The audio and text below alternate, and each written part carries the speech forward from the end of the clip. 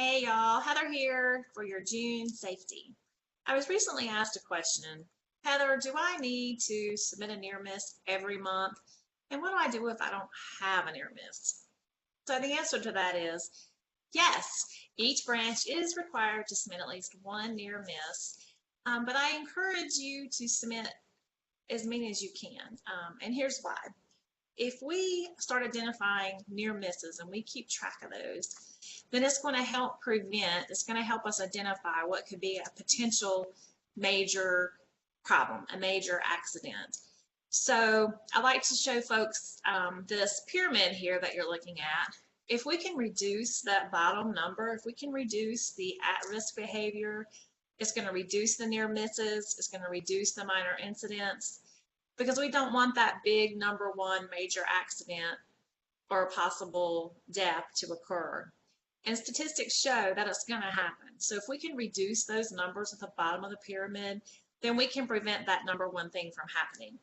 So the more near misses, the more hazards, the more things that we can identify, then we can put potential solutions in place and resolve that problem. And just as a reminder, a near miss is a potential hazard or incident that has not resulted in any personal injury. It is unsafe working conditions, unsafe employee work habits, improper use of equipment, use of malfunctioning equipment. All of these things have the potential to cause a work-related injury. So what I have done to make that a little bit easier for everybody, that is the near miss app. It's very simple. It's the same thing as the PDF form, but now you have that at your fingertips. So you don't have to wait until your monthly meeting or to a Monday morning brief to submit an actual near miss. And that way your branch gets credit for submitting your near miss. But again, like I said, I encourage you to submit what you see. There's a nice picture feature on this app. So what you see, submit that into me. I will be gathering all that data. And when I see a potential issue occurring or potential problem that we need to resolve, then I will get that out to everybody. You can still use your PDF form if you choose to do so. I just wanted to make it easier for you guys out in the field when you actually see something to be able to go ahead and submit that to me.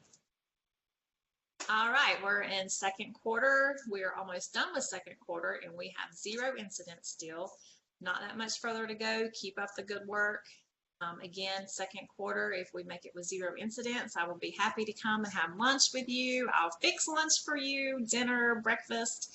I would like to be a part of that. I want to celebrate second quarter when we go with 0 incidents.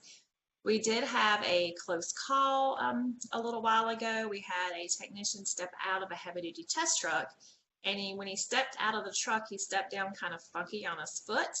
It caused a really bad sprain. So I just wanted to share that with you guys. This is a reminder.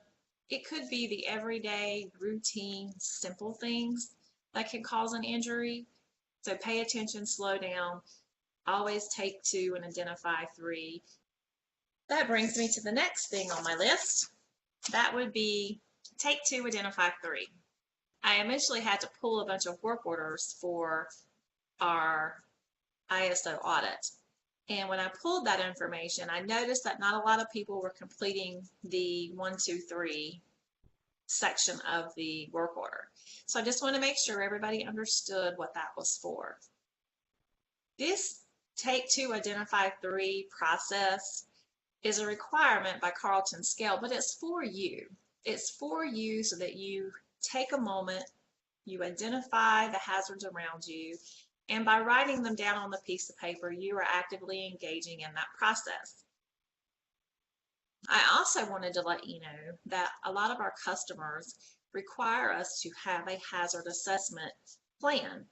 And I get asked that probably daily from our customers when I complete customer pre-qualification paperwork.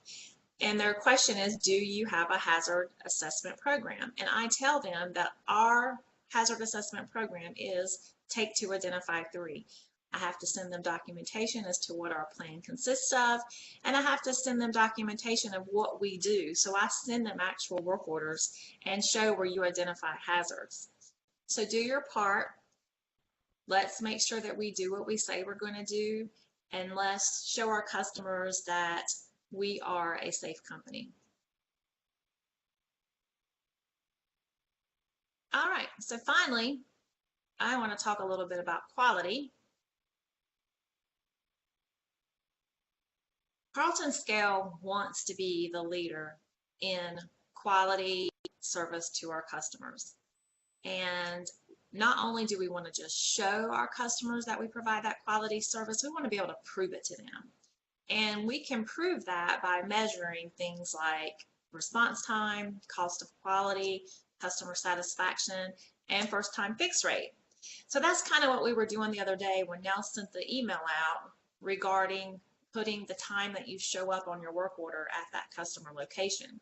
If we can track when that call comes in from the customer, and then we can track when we show up on site, then we're going to be able to gather that data and tell our customers specifically what our response time is. So there's going to be more coming about this. There'll be more information coming about KPIs. Again, Carlton Scale wants to be the leader in our industry for providing quality service, and we want to be able to prove that and show that to our customers. So we appreciate your help in this. We want to give you a little heads up so that you know what's going on. You're going to be getting an email if you've not already received your email for your June online safety training, which is lockout tagout. You're also going to be responsible. I sent the email out for your tool inspections. Please make sure that you fill that form out completely. Make sure that you're putting the serial numbers in.